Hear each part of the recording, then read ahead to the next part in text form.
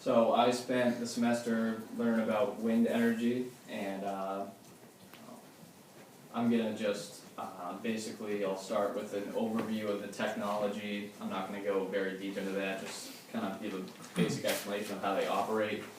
I'll touch on the current state of the resource in Maine as well as nationwide, and include some insight that I was able to gain from speaking with a developer here in Maine, Paul Fuller, who recently, he's involved in multiple projects, and he gave me sort of a perspective on the typical legal arrangements that will go into negotiating a wind energy development with a landowner and the types of things that are involved with that. So just to get started, a quick overview of wind energy. It's one of the fastest growing sources of new electricity. In fact, it's the largest source of new renewable power generation added in the United States since 2009. The wind power generation has tripled, increasing from 1.5% of annual electricity end use demand in 2008 up to 4.5% as of 2013. Common sense wise, you just think about there's a lot of potential. Wind's everywhere. The downside is it's not always consistent, and that's what a lot of opponents of wind power will point to, and I'll get into that a little bit later. Tremendous economic development potential with wind energy, particularly here in a state like Maine where we don't have a whole lot of other business opportunities. We have an opportunity to become really a leader in this field, and I'll talk about that a bit more later. And then I'll just get into some more of the negative side effects a bit later. So, nice little cartoon here, show you how it works. So the wind turbine is a device that harnesses the kinetic energy of the wind into mechanical energy, and it has a small physical footprint relative to the amount of electricity it can produce. The energy is harnessed with a wind turbine, the big tall structure there, and that doesn't release any emissions that pollute the air or the water, and it does not require water for cooling. Wind turbines, I'm not going to go very deep into it. I can't talk too much about the technical aspects, but they operate on a pretty simple principle. The energy in the wind turns the 2 or 3 rotors, or turns the propellers around the blades like a rotor. And the rotor is connected to the main shaft, which spins a generator, and that generator creates electricity. The easiest way for me to think about it, it basically works exactly opposite of a fan. Instead of using electricity to make wind like a fan would, wind turbines use wind to make electricity.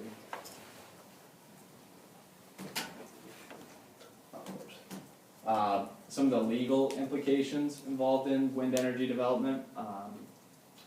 It runs the gamut. Legal issues can arise at every stage. You have contract negotiations with developers and landowners, intensive state and local regulation and permitting processes to go through. These projects are, one of the main drawbacks is they're quite expensive. So you'll have some loan capital investments in order to finance these types of projects. A little bit of business associations law with formation of a business entity, whether it be a limited liability company or a partnership, and just the various liabilities associated with these projects. Simply put, it takes more than just wind to make a wind energy project viable. Even the smaller projects cost time, money, and technical expertise. And for the large-scale commercial projects, which I'll be talking primarily about, the stakes are a lot higher. And if you're going to develop successfully, you need tenacious advocacy from an attorney to get support for the project. You need the local community support, and sort of goes without saying, you need to market to sell the generated electricity. So in order to be financially viable and to be able to sell energy, a wind energy project is going to have to be located close enough to the electrical grid where it can connect with the local power lines, and there has to be sufficient capacity on those lines to make them physically available to transport the new electricity. So commercial projects, and this is where I was able to speak with the developer Paul Fuller on the next few slides here. He told me some interesting stuff. For large-scale wind projects, most wind developers are going to have to develop a project site that will affect many landowners and many pieces of land. So to maximize the efficiency, a developer ideally is going to seek flat and open terrain, which can be developed. And in my research, I found it's estimated that an average commercial scale wind project is going to take about 60 acres of land for each megawatt of installed capacity. And 60 acres is a pretty big area, and that's going to affect multiple pieces of land, multiple landowners. But it's important to know that a lot of that land constitutes a buffer zone where only a small percentage of it, maybe 3 acres or so, will actually be occupied by the turbines, access roads, and other related equipment. The remainder of the land can be used for farming, ranching, or other compatible uses.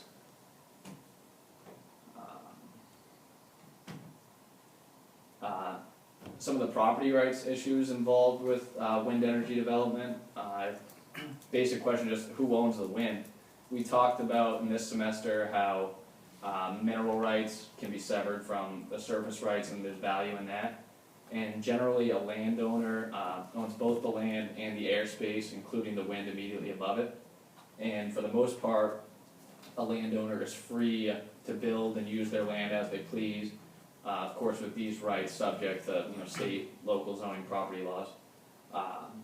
And the landowner's right to possess the wind immediately above the surface of the land is fairly clear. And some states have actually passed statutes to clarify that landowners do have a distinct property right in the wind directly over their property. Because wind is a natural resource that flows over from property to property, the construction of one of these wind turbines could potentially obstruct the flow of wind over another neighbor's property, and there you could run into nuisance, liability, and that sort of thing. Like I said, a couple states have actually passed laws on determining whether the wind rights can be severed. I found that a California state court held that the wind rights could be severed from the land, and then I found in South Dakota that there is no statute that prohibits the severing. I'm not sure what the state of the law is here in Maine. And the legal arrangements that a developer would typically enter into with a landowner when they're seeking out land to develop. The option to purchase or lease, a right of first refusal, and easements. I'll just discuss three in short. So an option to purchase or lease, this will give the developer the right to purchase or lease the land in the future at a price that's locked in and terms that are locked in. Essentially an option is going to take the property off the market while the developer can determine whether it's going to be viable to move forward with that project. So with an option contract, a developer has the option to decide whether they're going to actually purchase or lease the land, and at any point during the time of the option, but they're not in any way obligated to do so, hence the name option. And at the end of the option period, it's time for the developer to make a decision whether to move forward with the project, either purchase or lease at the price or terms they agreed upon, and if not, they'll give up their interest in the land. So in order to assess the viability of a particular parcel of land, the developer is more than likely going to want to acquire some rights to access and even use the land during this option period.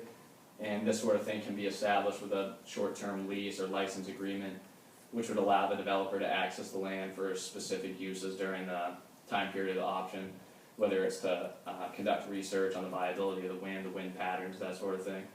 And I've noticed that a lot of state legislatures are involving themselves in this area by imposing mandatory time limits on wind-related option agreements to prevent developers from sort of manipulating the market by stockpiling wind rights and disrupting the demand for renewable energy.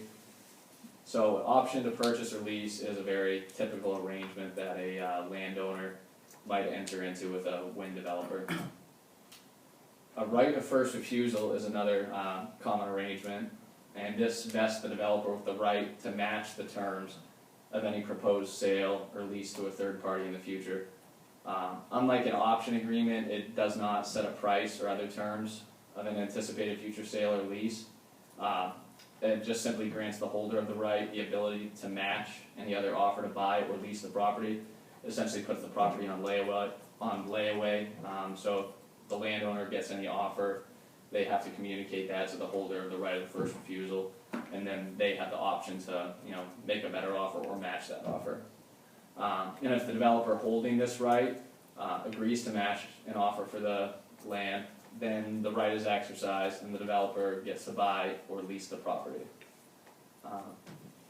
A right of first refusal is beneficial to a landowner because it doesn't take the property entirely out of the wind energy development market, whereas an option, you're sort of limited to the person you entered into the option contract with. And just quickly, we all have learned about easements in our time in law school, and an easement conveys limited rights to use a portion of a landowner's property, rights either on the land or in the air. And many states have specific statutes regulating wind easements. For example, typically an easement will have to be in writing and filed in the county's recorder office. And I saw some specific statutes got into more specific terms involving wind easements. For example, a Minnesota law required that angles of wind obstruction prohibited needed to be prescribed in the easement. And for the most part, these easements were presumed to be perpetual unless they were modified by the terms of the agreement. So, like I said before, one of the big drawbacks of wind energy is it's highly debatable how cost competitive it is. And the federal government has made it clear they want to invest in wind energy. President Obama recently in his State of the Union address had some pretty bold claims about where America wants to go with wind energy, and politicians typically do this sort of thing when it comes to energy. But the federal government has a series of federal incentives to try to make wind energy more viable because the energy market is pretty tough to break into. The big one is the Federal Renewable Energy Production Tax Credit, the PTC. This was established by the Energy Policy Act of 1992 and allows owners of qualified energy facilities to receive tax credits for each kilowatt hour of electricity generated by the facility over a 10-year period. And this has really been the primary incentive for wind energy, and it's been absolutely essential to the industry's research and development. I noticed while writing my paper and researching that this is not like a long-term deal. It gets locked in, I think, every 5 years, and it has to be renewed. And the years leading up to the expiration of the PTC, you could see that development would sort of dwindle down, and years leading up to the expiration of the PTC, you'd see a dramatic decrease in the installed wind capacity in the years where it lapsed. So, and just recently, the United States Senate rejected a proposal to renew this. So it's going to remain to be seen what kind of effect that will have on the wind energy market. It's a market that certainly needs stability, and it'll be interesting to see how that plays out with the expiration of the PTC. Next is the Federal Business Energy Investment Tax Credit, and this allows owners of small wind turbines, about 100 kilowatts or less, to receive tax credits worth 30% of the value of the facility. So project owners will have to choose between the one-time investment tax credit, which is tied to the total value of the facility, and the production tax credit, which is tied to the energy produced over a 10-year period. An investment tax credit equal to 30% of the system costs is also available to individuals who purchase and install small wind farms, wind energy systems. So this is directed more towards smaller producers. Then Section 1603 of the American Recovery and Reinvestment Act, and this allows owners of qualified wind power projects to receive one-time direct payments from the Treasury instead of tax credits. And these payments for energy projects instead of tax credits are worth 30% of the eligible cost of the wind facility. And lastly, in terms of federal incentives, we have the Modified Accelerated Recovery System, which allows businesses to recover investments in renewable energy property through depreciation deductions. In addition, the Recovery Act includes a 50% bonus depreciation provision for eligible renewable energy systems acquired and in place as of 2009. And then there's some more incentives for tax-exempt entities. So several policy incentives have been established to stimulate deployment of wind power for certain tax-exempt entities. The first one, clean renewable energy bonds, allow qualified non-taxable entities to finance eligible clean renewable energy projects. These entities, which can't utilize the tax incentives, can issue clean renewable energy bonds to finance certain renewable energy projects.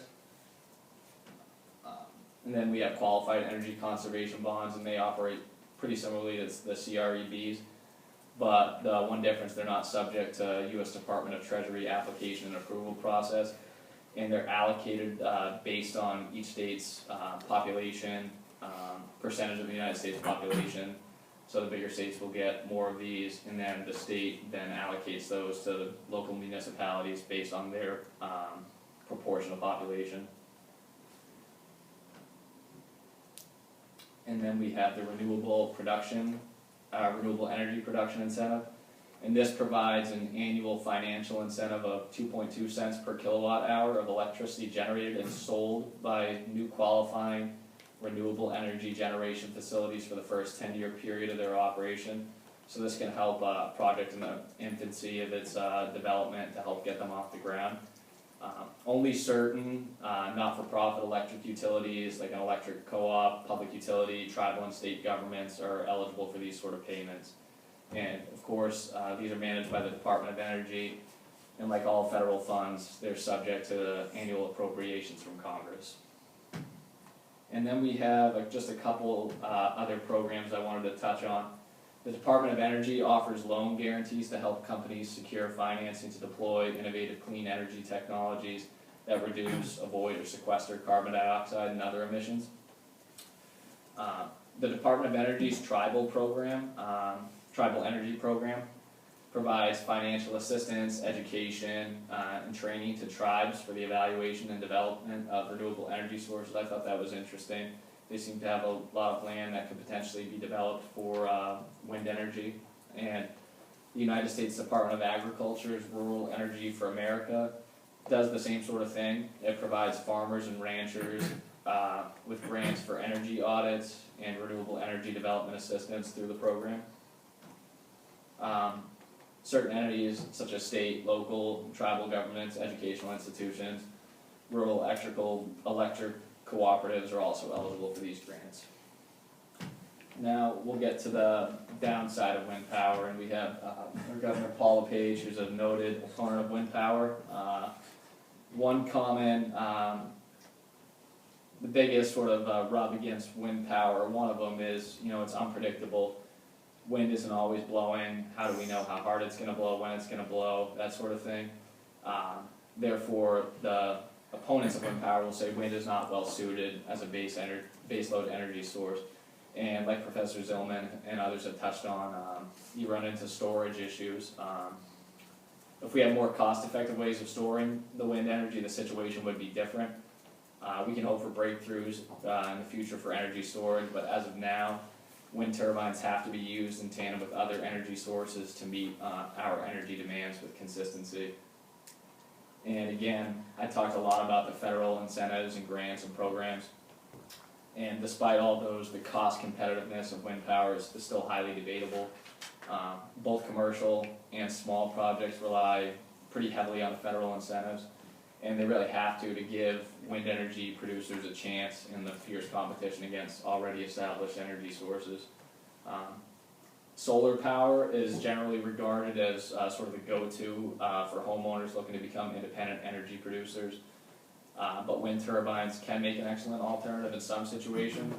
In terms of return on investment, I found it would take a wind turbine of about 10 kilowatts and $40,000 to $70,000 to become a net electricity producer. And an investment like this would typically break even after 10 to 20 years. And another complaint about wind turbines is the threat that they pose to wildlife. A bird or a bat or what have you doesn't really have much of a chance if it's flying right into one of these one of these blades.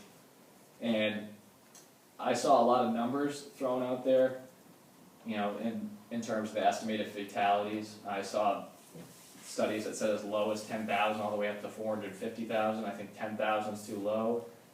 I'm sure it's somewhere in between. And a lot of the times when I would go through and read, sites laying out the pros and cons of wind energy, you'll just see this big number, 440,000 bird deaths a year, and you think, wow, that's a really big number, but you don't have any context to it, nothing to compare it to. So I think that some environmentalists and opponents of wind power may be blowing this issue out of proportion by not providing proper context. I'm not a bird hater or anything like that, but if you just look at some of the other bird deaths, in comparison, collisions with buildings can kill up to 975 million birds a year. There's an estimated 6.8 million fatalities from collisions with cell and radio towers, and 1.4 to 3.7 billion deaths from cats. So when you just throw out 440,000 deaths a year, it really sounds a lot worse than it is. And this was all in this peer-reviewed study that I came across, and they estimated that on an annual basis, less than 0.1% of songbird and other small species populations in North America perish from collisions with wind turbines. So yeah, it's a high number, but if wind energy were to ever become more mainstream, I don't think you would hear any complaints about that. And on the noise side of things, we got a helpful little graphic here. You can kind of see exactly how loud these things are in terms of decibels and distance. That's another common complaint, is the noise of these things. This was all based on a GE renewable energy statistics. The closest that a wind turbine is placed to a home is typically about 300 meters or more. And at that distance, a turbine is going to have a sound pressure level of about 43 decibels. And to put that in context, an air conditioner can reach about 50 decibels of noise, and most refrigerators run around 40 to 50. So from 300 meters, a wind turbine is somewhere between, the noise level somewhere between a fridge and an air conditioner. And if you go back to 500 meters, about 0.3 of a mile away, the sound pressure level drops to 38 decibels, so that would put it below a refrigerator. And in most places, according to General Electric Renewable Energy, the background noise in most places will range from 40 to 45 decibels. And depending on how far you are, the sound of the wind turbine will probably just be drawn out from the background noise. For the stillest, most rural areas where these noise complaints seem to be most prevalent, because people really enjoy their peace and quiet, that's why they're out there. The background noise at those places is about 30 decibels, so depending on how close you are, you might hear it, but it doesn't seem, I don't have any real direct experience with it, but it doesn't seem like it would be too much of a nuisance. So, state of Maine, like I said, I think there's great potential for wind power in the state of Maine. Maine actually made an improvement. We're 49th out of 50 states in terms of business, moving up from 50. And from 2006 to 2014, there were 14 utility-scale wind projects have been constructed or are currently under construction in the state of Maine. Facilities are being built in 9 counties with a total generating capacity of 614 megawatts. And there's plenty of more projects planned for construction from 2015 to 2018, which will add an additional 690 megawatts. Based on the information provided by companies that are leading the construction, or the vast majority of this construction, over $532.5 million has been spent in Maine on projects from 2006 to 2014. And it's estimated that an additional $745 million will be spent over the next 4 years, bringing the total spending in Maine on wind power up to about $1.3 billion by 2018. These investments have created or supported an average of about 1,600 jobs per year from 2006, estimated to 2018. And the largest anticipated employment is supposed to be 2015 at about 4,200 jobs. These jobs include employment both directly related and indirectly related to the wind projects, and are estimated to result in an increase in $1.14 billion in employee earnings from 2006 to 2018, with the peak again being 2015 with an estimated $256 million in employee earnings. With the large-scale construction projects, the jobs are in a sense temporary in that they will only last for the duration of each project. However, due to the large and growing amount of wind energy investment, many of these jobs become quasi-permanent as companies move from project to project. And there are reasonable concerns that these projects may sort of just provide a temporary shot in the arm with quick construction jobs. And as I said before, the industry as a whole seems to need stability, so it'll remain to be seen how that'll play out. Then I just looked up a couple of recent Maine cases. One of them, this Beckford v. Town of Clifton. Nothing too crazy here. This involved a developer that I spoke with. It was basically a 3-year legal battle. The developer got approved to build, I believe it was a 5 wind turbine farm in the town of Clifton. It was unanimously approved. The farmers from the town of Clifton, they asked the town's board to review the planning board's decision to see if it followed the letter of the law. The Clifton board unanimously denied the appeal, so the farmers took it to the Superior Court. Basically, they filed their appeal about, I think it was 5 days too late. It was basically a black and white sort of decision, and it just came down to not filing on time. But the interesting part to me was that just the protracted legal battle that the developer had to go through with this. It was about 3 or 4 years after getting it unanimously approved right off the bat. You had a lot of seemingly you had a lot of momentum, and that's where the advocacy comes into play. You need to have the support of the community, or else a product that's already really expensive will just get more expensive. And the frustrated Mr. Beckford, who lost the appeal, had a good quote that I read. He said, when asked what his next move would be, he said, "A beer at the Orono Brewing Company." You can quote me on that. So hopefully you got his beer because the project's going forward. Then we had the Friends of Maine's Mountains versus the Environmental Board of Protection.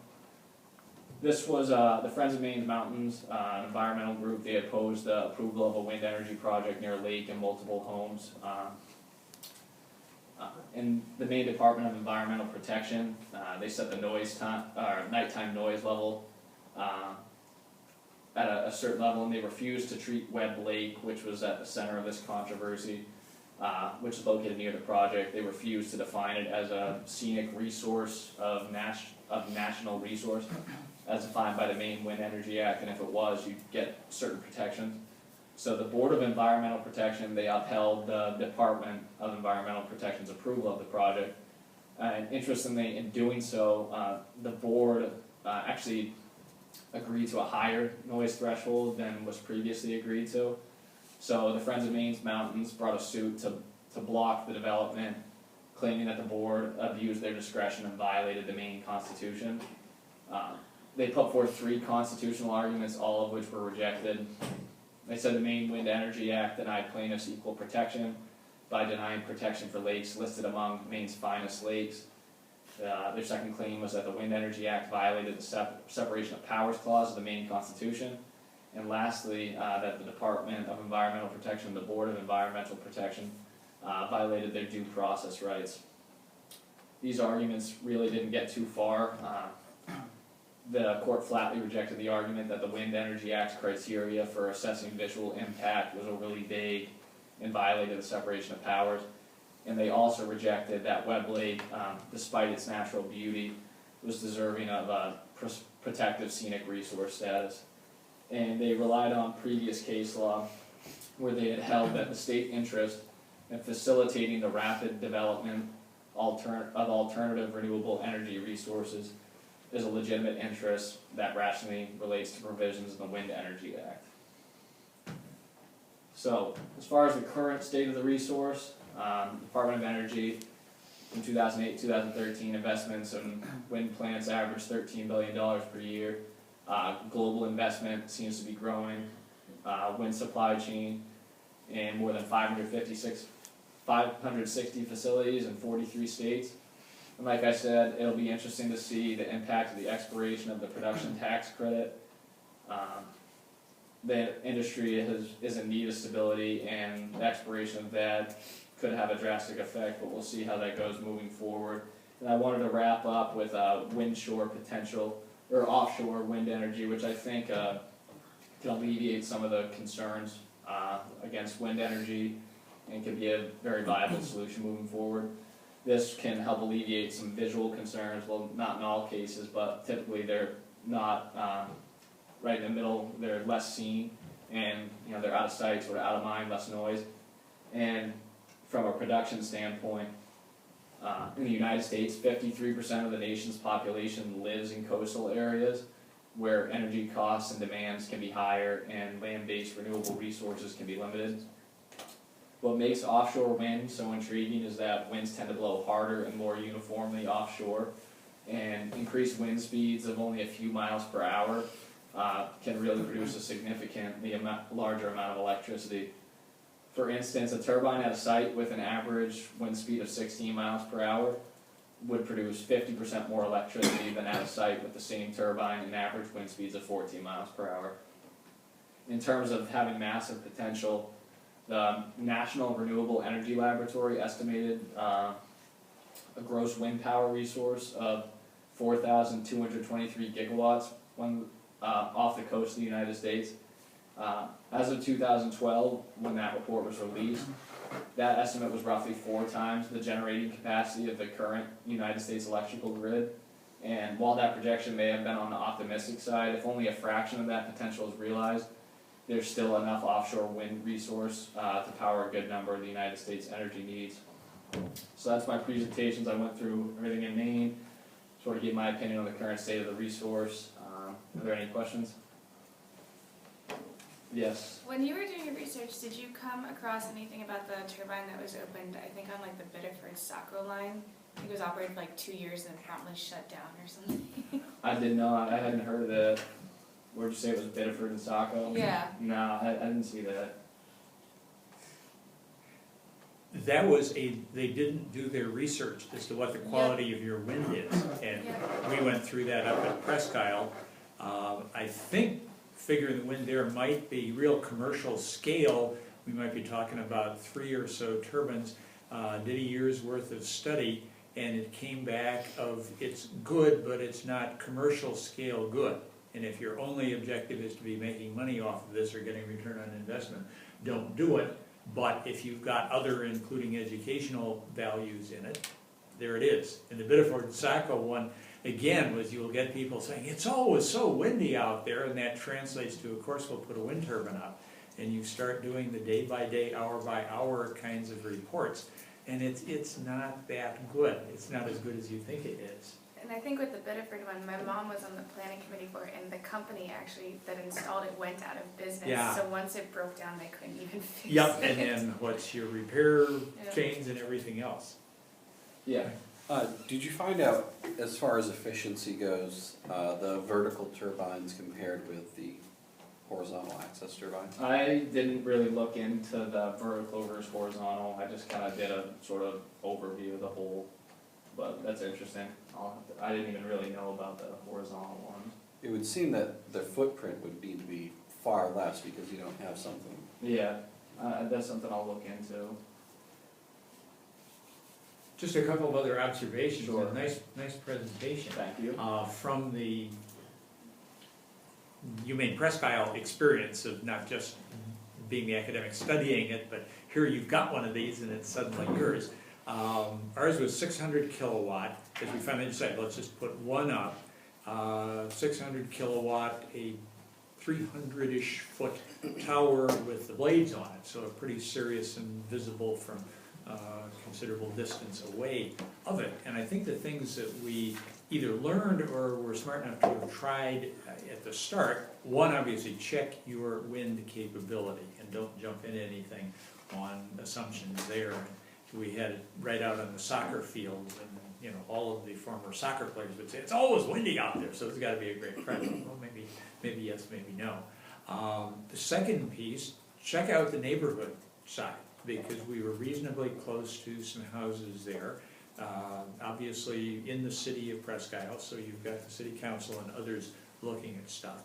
And went around, did enough good study and checking that, and got very solid support there, which, as I understand, in the time, 3 years now since I left, has held up. We've not had any strong neighbors showing up like the Friends of, Presque Isle Hills or whatever. No, shut this thing down, can't do it, and the rest. And we in fact shifted the site slightly to respond to some initial concern. This one might be, if you're putting it here, problem for the the people having to listen to the wind on the other side. Checking out the bird kill, exactly as suggested, and we had the good fortune of one of the faculty members, pretty serious wildlife biologist, and came around before, as we were doing the planning, but before any construction had started, and said, let me do a study, and I will do a survey and be looking for bird kill in the year or so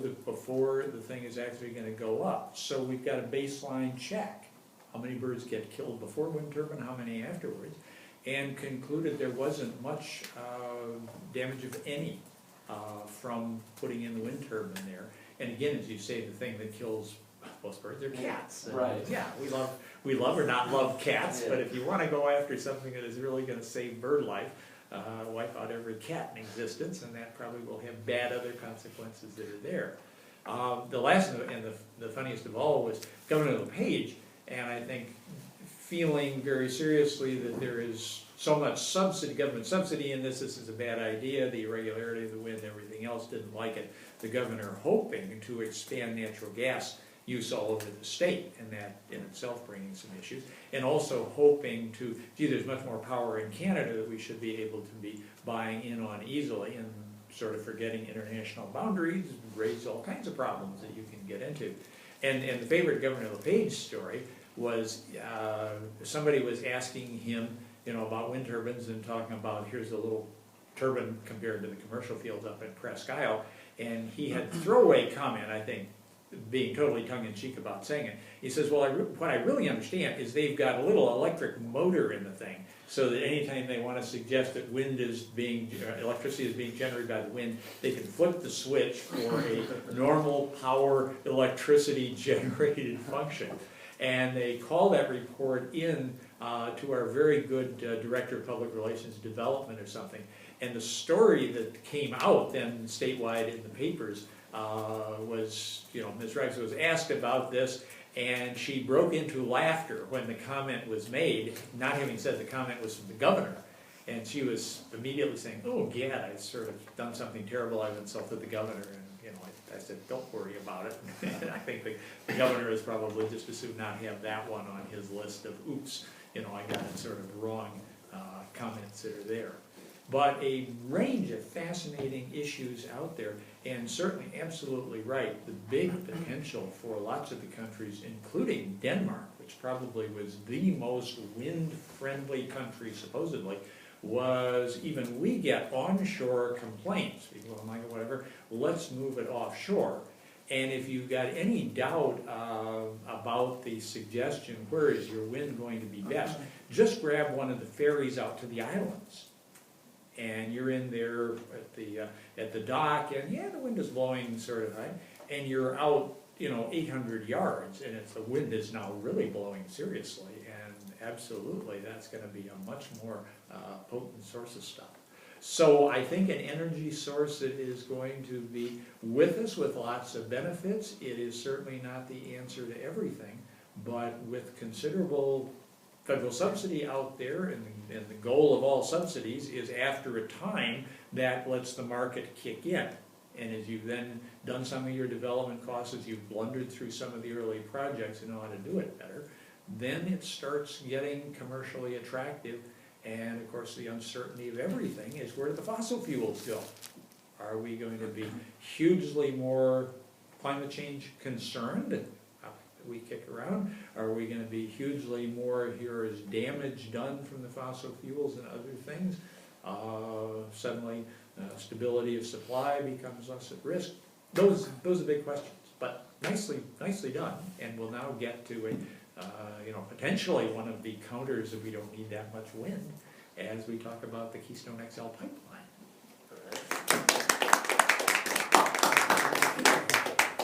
You guys didn't need to applaud me before I start. There.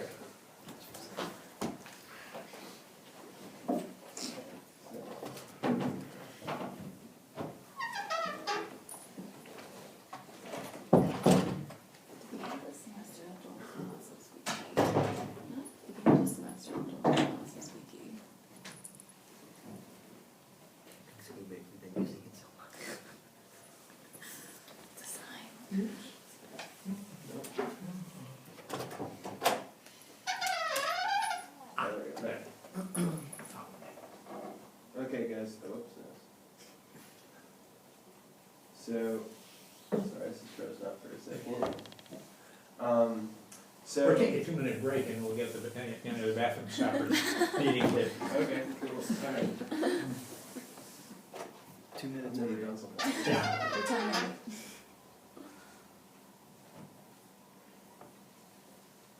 And it's staff holiday with Patriots Day, so we've, Carolyn's gracious enough to come in and get us set up, and then I'm gonna continue with my vacation time. Somehow without fail, every single week, sprain my ankle, that's. So talking about the bird kills, Yeah. there was one case last year that, that the Migratory Bird Treaty Act, which is a very old, Yeah, 1920s. it actually, there was a project, I think it was Minnesota, that got ruled against with regard to that act. But I think, that was maybe one of those cases where they had an inordinate number of kills. Yeah. You just sometimes have those hot spots. Yeah, and one of the first big wind projects was out in one of the California mountain areas, where here is the narrowly channeled pass down the mountain, and boy, does the wind ever blow through fast there when you get up. Great, we'll put all the wind turbines up. And incidentally, who else uses that fairly narrow pattern? It's the Great Flyway. And so you had all kinds of routes just getting clobbered. Oh, no. That's alright, sorry guys, this. I'm gonna have to send it to my Gmail there, it's on Google Drive. Okay, that's fine. Oh yeah, just do what you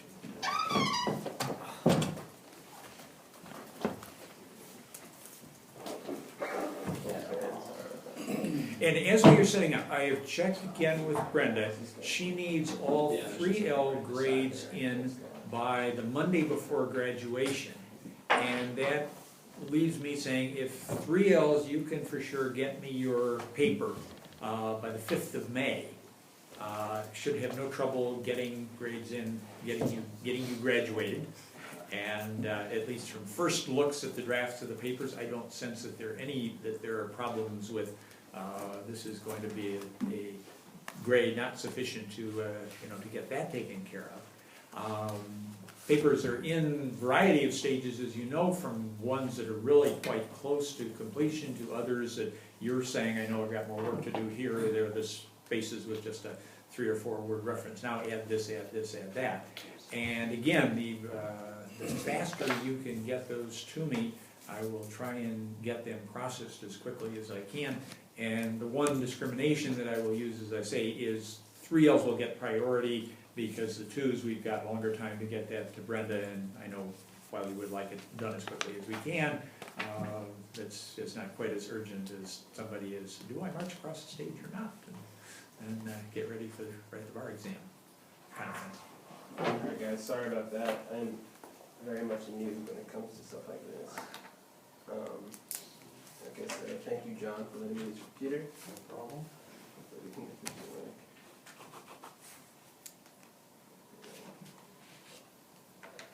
Alright, cool. Okay guys, so we should pop up in Yeah, a here it second. There it is, cool. Alright, great. So as you can see, I did my paper, my research on the Keystone XL Pipeline, which a lot of you guys have probably heard of. So I'm going to take you a little bit through my paper and touch on the important points. I tried to get into the legal aspects of this because we're in law school, but I'm also going to give you guys some factual background and information on the pipeline. Okay. So, as you guys know, right, ever since the Industrial Revolution, we've seen ever-increasing demand for oil. We all probably drove our cars here. I drove a Prius, but hey, I don't expect that at all. So as you guys can see, it's been steadily increasing, and there's a little dip here, but I'm pretty sure this graph doesn't include it, but I'm pretty sure we're back up. I'm pretty sure 2013, 2014 set records for the highest, most consumption of oil. So we're basically, we're very much an oil-driven society, and this has implications, interesting geopolitical implications for basically states and countries that just are lucky enough to sit on vast reserves of oil versus ones that aren't. And so you see countries like Saudi Arabia or states like North Dakota, which has, you guys might not know this, but North Dakota has had the lowest unemployment rate in the country for the last few years, just because of the oil it sits on.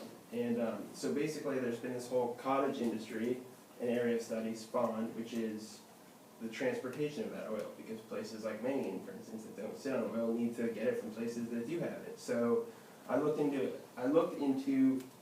this field a little bit, and there are a couple different, ways to transport massive quantities of oil. And there's this study done by the Manhattan Institute for Policy Research, and it basically concluded that the safest and most efficient way of transporting oil and natural gas is by pipeline. And the relevant statistic here you guys will see is incidents per billion ton miles. So this is per amount transported, how many, incidents include, I think, leaks, explosions, what have you. And so, as you guys can see, transporting oil on the road is pretty dangerous, right? Or at least relatively. Then next up is rail. You guys have seen all the news stories with, derailed, exploding trains. And among the safest are pipelines. That is, and it's also, well, it's not included in this study, pipelines are also considered sort of the most cost-effective ways as well. It's, they're relatively efficient and affordable.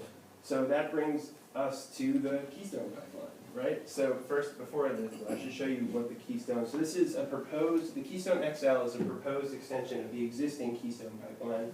I don't know if you guys can see, but this brown line is basically the Keystone Pipeline that's already there. And I should mention, because pipelines are so safe, relatively, and effective, there are about 2 million miles of pipeline in the country right now, oil pipeline. So this is the Keystone, what's called the Keystone 1, I think, and that's the brown line. And the blue dotted line is the Keystone XL. And so, as you can see, it takes a different route, and it takes advantage of some refineries, American refineries, which is why they decided to go close to, I think there's one in Bismarck, or Baker rather, there's one. And the reason that they wanted to run close to a refinery is because the Keystone XL it will be able to transport 880,000 barrels per day. That's the metric here, BPD. Barrels per day. So most of that, the vast majority, is going to be Canadian crude oil, but some of it is going to be oil from this guy, and I think there's one, and from there. Basically refineries in America. And the idea, at least put forth by TransCanada, which is the company that's proposing this pipeline, is that most of this oil will remain here in the American market. Some critics question that, but that's what TransCanada says. So the top of the pipeline here in Hardisty, this is a region of Alberta, Canada. I don't know if you guys are familiar with it, but basically it is a very specific type of oil. It's called tar sands oil, and basically this is the region in Alberta. You can see, I think this is a really great photo because it juxtaposes the sort of, I don't know, pristine landscape with the developed landscape, and this is sort of what more and more of it is starting to look like. And basically the process of that, the tar sands it's a combination of clay, sand, water, and bitumen. Am I saying it? Bitumen. And bitumen is basically asphalt. That's hence the name tar sands. And so basically the way this works is the bitumen is extracted from the ground. It's either mined out or it's steamed into a state that can be pumped out. And then it's treated, which is a process called upgrading, to create crude oil. And that oil is generally considered to be dirtier, which is not the best word, but it's that's the word I'm going to go with. It's dirtier for a couple reasons. A, because the bitumen is so thick that it makes, for one example is when you spill it, it takes a lot more effort to clean up. And another reason that it's considered dirtier is because there's a lot of energy that goes into extracting it and treating it because it is so heavy. So that's the tar sands process. And so you guys have probably you probably heard about this, what I consider a national controversy, which is the question to build this or not to build this. And we've got two pictures here of exasperated looking officials who are important in this decision. So John Kerry and Barack Obama have been, and mostly Obama, have been at the center of this debate, which I wanted to get to the bottom of because, the obvious question is, if this is a privately owned and operated pipeline, why does the government have anything to say about it?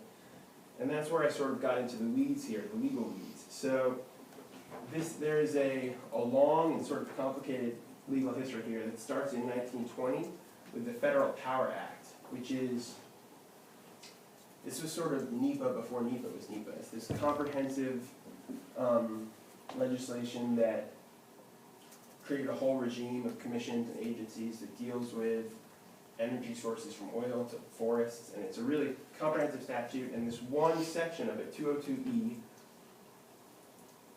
you can read it right there, it states that no person shall transmit electric energy from the United States to a foreign country, and I believe vice versa as well, without first having secured an order of the commission, and they're referring to the Federal Power Commission, which is now defunct, it doesn't exist.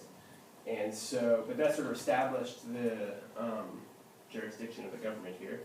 And from that point, it goes to a sort of Byzantine history of executive orders, which is really where this was not fun. So, but I've included there are a bunch here, but I've included two and then one more that really deal with this specifically. So the first is Executive Order 10485 from 1953, which designates the Secretary of Energy as the one who will receive permits for, construction at the border of any transmission of electric, gas, and natural gas between the United States and a foreign country. So that basically is addressing the reality that the Federal Power Commission doesn't exist anymore, so now it's going to be the Secretary of Energy. That was basically revoked by implication, I guess, in 15 years later with the Executive Order 11423, which designates the Secretary of State to review these permits. So basically, these, the fact that these companies need presidential permits is not changing, but the person in the department in charge of reviewing the application is changing. So you still need a presidential permit, but now you need the Secretary of State to sign off on it. This was sort of reaffirmed most recently in 2004, Executive Order 13337. George W. Bush, I bolded the relevant words here. This fits Keystone to a T, right? The Secretary of State is designated for the construction at the border for the exportation and importation of petroleum products from a foreign country. That is Keystone XL. So that's why John Kerry and his State Department is a key player here. Although I think it's pretty clear that, the man at the top is the one making the call, and that's Obama. So there's some other, legal aspects to this. So one is NEPA. We touched on it briefly in this class. Some of you may know about it, the National Environmental Protection Act, which is a huge, again, this is like a really, this is a pretty comprehensive, bold piece of legislation. I mean, you can see that the stated purpose here is pretty sort of, bold, for lack of a better word. And so, so this is really trying to get the government to take environmental considerations into account when taking action of any sort. And so this is the relevant section here is 102.2c. It's basically a procedural requirement that before the government does anything that may have an impact on the environment, they need to prepare an environmental impact statement. And so I applied the criteria to the decision, the presidential permit for the Keystone XL, and basically you have to conduct an environmental impact statement if it is a major, and I looked into the regulations for this, if it's a major federal action that may have an impact on the human environment. So I looked into it. The standard for major is it may be major, which this undoubtedly meets. It's federal action because it's a State Department, and approving a permit does constitute an action. So basically, the State Department needed to conduct an EIS, which it did, And so there were a couple different elements of that, right? So they looked into, and the EIS is pretty comprehensive. You have to look at economic impacts, environmental impacts, possible alternatives, and social impacts. So the economic impact of this pipeline has been the subject of much debate. What seems to be the case, that's sort of, you know, both sides have their own arguments, but what seems to be the truth is that it would basically create about 5,000 to 6,000 jobs to construct it. Those would last about 2 years, and then about 40 jobs to maintain it, you know, once it's fully built. So there are obviously other impacts. So the environment, and this is what the critics, you know, generally harp on. So this is the risk of spill is obvious. This is a big, you know, the original proposed route, which was denied by Obama, ran through what's called the Ogallala Aquifer. And I don't know if you guys have heard of that. I hadn't, but it basically is like the main source of drinking water in the Midwest. I think it provides 2 million people with drinking water, and it's like a huge part of the economy of that region. So, you know, spilling oil into that aquifer would be devastating. So that's what people were very concerned about. And the new route, proposed route, after Obama, you know, after the administration rejected the first one, the new route sort of avoids that aquifer. But that's what people were concerned about. And like I said, this is heavy oil. This is tougher to clean up than your typical conventional oil. And so if it's spilled in that, you know, in this region, that's bad news. So the other environmental concern that's tough to get to the bottom of is the possible increase in emissions. So the critics of this pipeline say that building it will lead to the further development of the tar sands. And that will inevitably lead to higher greenhouse gas emissions, which will contribute to global warming and so forth. The EPA, which is a strong critic, says that's bound to happen. TransCanada says that's basically a specious argument because this region is going to get developed anyway, and it doesn't matter whether or not this pipeline is built. So, you know, who knows? Who knows which? I don't know. I've been studying it. I don't know which side is right, but that's one of the questions. So another legal element to this is property rights. So as you guys know, the Fifth Amendment protects us from, it protects our personal property, private property rather, from being taken from the government without just compensation.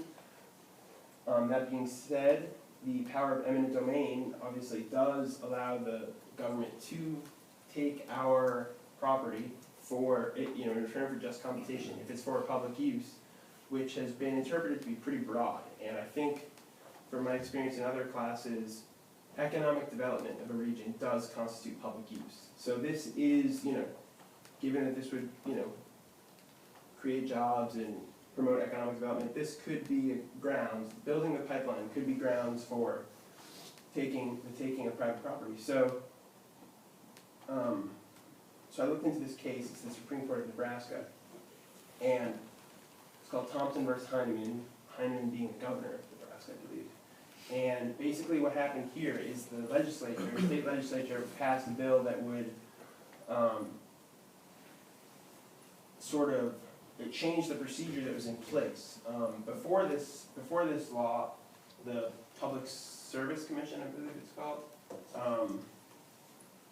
PSC, let's call it, they were in charge of the exercise of eminent domain in Nebraska. And the Nebraska legislature passed a bill that basically gave that authority to the governor instead. And so this is a big deal because when the pipeline goes through your state, you know, you saw how many miles of pipeline are going through America, you know, going through various states, there's 3 states. So a lot of people are going to have to cooperate, not everybody will, so there's going to have to be some eminent domain going on. So this case was considered the decision here, and this was interesting because there are 7 justices on the Supreme Court of Nebraska. 4 of them said this is not okay, this is unconstitutional, but due to a sort of quirk in the Nebraska Constitution, you need a supermajority of judges of the Nebraska Supreme Court to invalidate a law. So this case came down, even though the majority of the judges sort of came down on the side of the PSC versus the governor, that wasn't enough. And so the governor now has eminent domain authority, and he's for it. He's for the pipeline. So this was considered a victory for the pro-pipeline, crowd. So this issue, I'm a political guy. I don't know if you guys are, but this has been one of the more polarizing issues that I've seen. Given that it's really not, it's a regional, it's basically a regional issue. I mean, you guys saw where the root. It's not like this affects everybody in the country, right? But everybody seems to have pretty strong opinions on it, and there's an interesting poll, I think it was done by Pew, but I didn't cite them here. The interesting thing about these numbers to me is that on either side, the people who oppose it and the people who favor it, those who do so strongly outnumber the ones who, outnumber the others by a factor of 3. So basically the point is that people who, if you feel something about this pipeline, you feel it strongly. And so that's created a lot of, this was a centerpiece of the Republican platform in the last election. I mean, it was originally proposed, I think, in 2008, so this has been this isn't, a new issue. But, when gas prices were higher back then, this was especially sort of salient. So this was a huge topic of debate. And you've got, my fellow Prius drivers here, they're on this side, they're protesting in front of the White House. They really think that, the risks are too high here, and that America needs to sort of lead the way towards, a future with alternative renewable energy. And then you have, the more conservative crowd, which has made building this pipeline a real sort of centerpiece of their campaign. And then you have sort of more niche groups like Native Americans, and this is interesting. There's a group of Native American tribes that are very, they're in one of the Dakotas, I think, and they are very, very opposed to this because they attach a different type of value to their land, and there's certain sacred sites that would be touched in some way by this pipeline. So they've been petitioning Obama to reject this, even the new route. And so recently, you guys may have heard, Congress passed a bill that would sort of bypass the presidential permit process. It passed pretty easily. Pretty much every Republican signed on, and some Democrats that were in more conservative states. The one that comes to mind, I think, is Joe Manchin out of West Virginia. I mean, the Massachusetts Democrats, people like that, they're pretty opposed to it. But this barely got bipartisan support. But as you see, Obama wields his veto pen. He hasn't used it a lot. I think this was only the third. I think it was the third veto of his presidency he used on this and it's sort of confusing. He did not veto the Keystone Pipeline. What he did was he vetoed this bill that would have bypassed him in constructing it. So he vetoed that, and so now we're back to waiting on, his administration. And so this is going to be an issue in the future because, as you guys know, we're going to have a new president soon, and if it's a Republican, you will probably see this pipeline, well, you won't see it, people, the country will see this pipeline being built. But, that depends on a lot of things. There's been talk recently, as you guys know, oil prices have plummeted over the past, 6 months to a year. And so there was some talk of this pipeline not even really being viable anymore because it's so expensive, the process is so expensive, we might not need it. That is sort of goes hand in hand with developing technologies. Now that we're, fracking seems pretty widespread. I think America's producing more oil now than we ever have. So there's a question of whether or not we even need this oil. And so that is sort of where, this debate is going to continue, into at least until November 2016, right? And then if a Democrat wins that election, then we're going to see this continue to happen. If gas prices go back up, then it's probably going to become more heated. If they stay lower or drop even further, then we might see this debate recede, right? But this is, basically that's the background of, I think that's all I have there. So that is, you know, some of the stuff that I've learned about this semester, and if any of you guys have any questions about the Keystone Pipeline, you can try, and I'll try to answer them. Is there a worry that, you know, with more pipeline infrastructure, it could be the target of like sabotage or, you know, be vulnerable to? Yeah, I mean, that's not, that, you know, that may be a risk, that is not what the critics are sort of, I haven't seen them incorporate that into their attacks on the pipeline, you know, I mean, it's basically, their arguments are basically environmental, you know, and, I mean, the reality is that and I meant to say this in the presentation, TransCanada doesn't have a stellar record of pipeline safety, like regardless of, you know, tariffs, just given that it's such a complicated sort of practice, you know, there was a spill, a Keystone spill, not XL obviously, because it hasn't been built, but the existing Keystone had a spill, might have been 2010, and it was, you know, it was, I think, 21,000 gallons of oil. You know, and again, you know, if Obama hadn't have rejected the initial proposal and went through the Ogallala, then you can't drink, right? So this is, so I haven't heard a ton about terrorists, but you know, I feel like the critics probably feel like they don't even need to bring that up because there's such a decent chance of spill anyway, you know. So, yeah, Melissa. Just this last week, I heard something on the radio about North Dakota's oil production is down. Have you heard anything about that? Really? And I also saw that the gas prices bump up a little Oh, bit. okay, well. It'd be quite advantageous if the gas prices went back up for next year's debate on this pipeline. Yeah, I mean, I haven't heard about that recently, but that is a big, I think that is something, well, I think the Obama administration was happy that gas prices went down for a variety of reasons, but I think one reason is because it took some pressure off them to approve this pipeline, because the case could be made that we already have enough oil, right? Yeah, it would be interesting to know why North Dakota's production is starting to go down.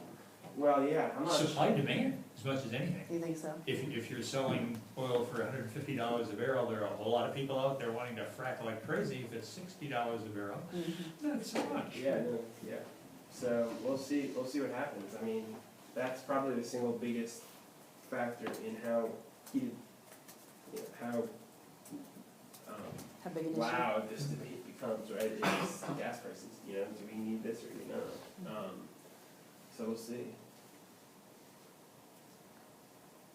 Anybody else? Further lovely piece of all of this is the Canada-US relations, which those of you with good Canadian friends know there's always this kind of, oh, the United States always trying to dominate stuff here, their views of the smart ones. And Alberta is so much the Texas of Canada in terms of this is where the Canadian reserves and such come from in big, big numbers.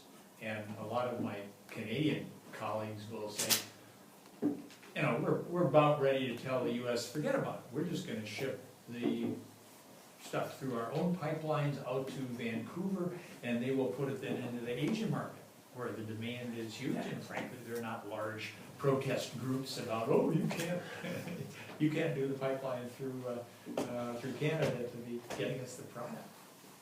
So just a fascinating, and you had some of the neat pictures there. Here are the protesters on both sides of the issues.